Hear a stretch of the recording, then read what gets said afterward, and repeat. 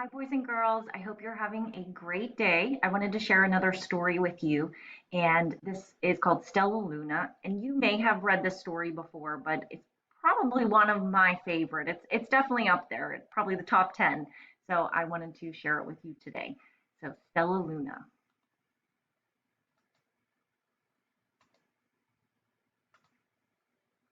In a warm and sultry forest far, far away, there once lived a mother fruit bat and her new baby.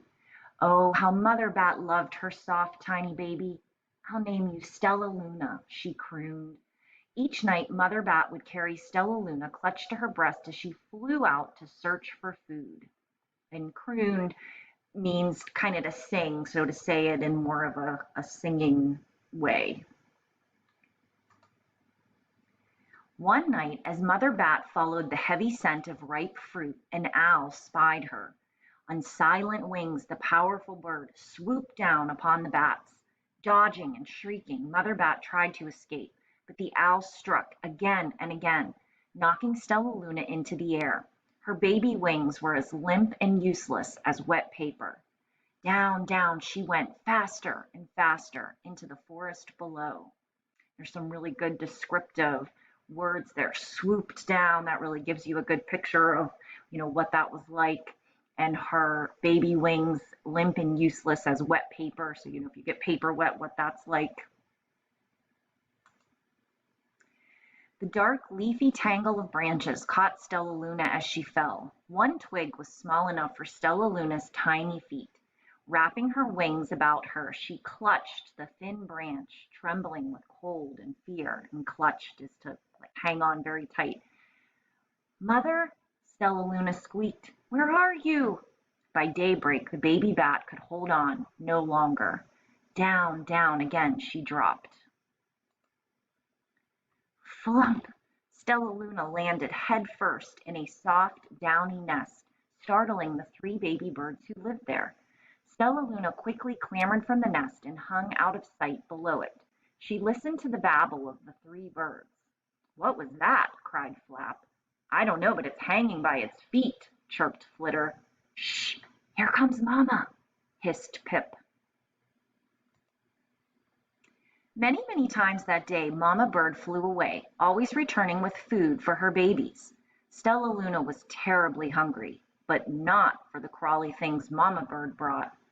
Finally, though, the little bat could bear it no longer. She climbed into the nest, closed her eyes, and opened her mouth. Plop! In dropped a big green grasshopper. So she's a fruit bat and eats fruit, so this is not what she would normally eat. Stella Luna learned to be like the birds. She stayed awake all day and slept all night. She ate bugs, even though they tasted awful. Her bat ways were quickly disappearing, except for one thing. Stella Luna still liked to sleep hanging by her feet. Once, when Mama was away, the curious baby birds decided to try it too. When Mama Bird came home, she saw 8 tiny feet gripping the edge of the nest. "Eek!" she cried. "Get back up here this instant! You're going to fall and break your necks." The birds clambered back into the nest, but Mama Bird stopped Stella Luna. "You are teaching my children to do bad things. I will not let you back into this nest unless you promise to obey all the rules of this house." Stella Luna promised. She ate bugs without making faces, she slept in the nest at night, and she didn't hang by her feet. Stella Luna behaved as a good bird should. And that line is kind of funny because she's not a bird, she's a bat. So she's really not being bad or doing bad things. It's just she's doing what's natural for her as a bat. And I think that's probably my favorite picture of the whole story. She looks quite cute in that picture. So that's my favorite picture. All the babies grew up quickly. Soon the nest became crowded. Mama Bird told them it was time to learn to fly. One by one, Pip, Flitter, Flap, and Stella Luna jumped from the nest. Their wings worked. "I'm just like them," thought Stella Luna. "I can fly too." Pip, Flitter, and Flap landed gracefully on a branch. Stella Luna tried to do the same. How embarrassing. Aw. I will fly all day, Stella Luna told herself. Then no one will see how clumsy I am. The next day, Pip, Flitter, Flap, and Stella Luna went flying far from home. They flew for hours, exercising their new wings. The sun is setting, warned Flitter. We had better go home or we will get lost in the dark, said Flap. But Stella Luna had flown far ahead and was nowhere to be seen. The three anxious birds went home without her. All alone, Stella Luna flew and flew until her wings ached and she dropped into a tree. I promised not to hang by my feet, Stella Luna sighed, so she hung by her thumbs and soon fell asleep. She didn't hear the soft sound of wings coming near. Hey, a loud voice said, why are you hanging upside down? Stella Luna's eyes opened wide. She saw a most peculiar face. I'm not upside down. You are, Stella Luna said. Ah, but you're a bat. Bats hang by their feet. You are hanging by your thumbs. So that makes you upside down, the creature said. I'm a bat. I am hanging by my feet. That makes me right side up. Stella Luna was confused. Mama Bird told me that I was upside down. She said I was wrong. Wrong for a bird, maybe, but not for a bat. More bats gathered around to see the strange young bat who behaved like a bird. Stella Luna told them her story.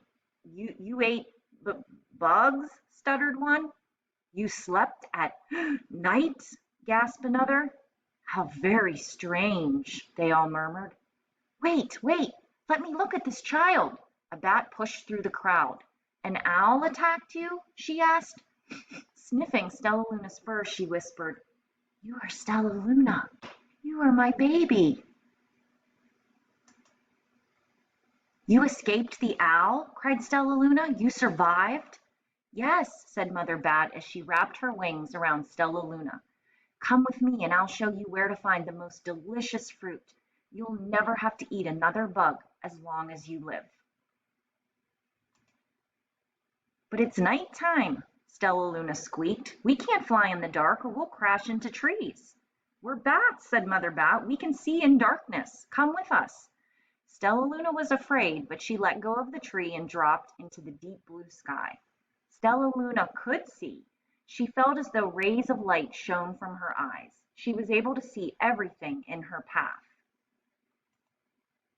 Soon the bats found a mango tree and Stella Luna ate as much of the fruit as she could hold. I'll never eat another bug as long as I live, cheered Stella Luna as she stuffed herself full. I must tell Pip, Flitter, and Flap. The next day, Stella Luna went to visit the birds. Come with me and meet my bat family, said Stella Luna. Okay, let's go, agreed Pip. They hang by their feet and they fly at night and they eat the best food in the world, Stella Luna explained to the birds on the way. As the birds flew among the bats, Flap said, I feel upside down here. So the birds hung by their feet. Wait until dark, Stella Luna said excitedly. We will fly at night. When night came, Stella Luna flew away. Pip, Flitter, and Flap leaped from the tree to follow her. I can't see a thing, yelled Pip. Neither can I, howled Flitter. Ah, shrieked Flap. They're going to crash, gasped Stella Luna. I must rescue them. Stella Luna swooped about, grabbing her friends in the air. She lifted them to a tree, and the birds grasped a branch. Stella Luna hung from the limb above them. We're safe, said Stella Luna. Then she sighed. I wish you could see in the dark, too. We wish you could land on your feet, Flitter replied. Pip and Flap nodded. They perched in silence for a long time. How can we be so different and feel so much alike? Mused Flitter. And how can we feel so different and be so much alike? Wondered Pip. I think this is quite a mystery, Flap chirped. I agree, said Stella Luna, but we're friends, and that's a fact. All right, so that was Stella Luna. I hope you enjoyed it. One of my favorites again, and I hope you have a great rest of your day. Take care, and I'll talk with you soon. Bye.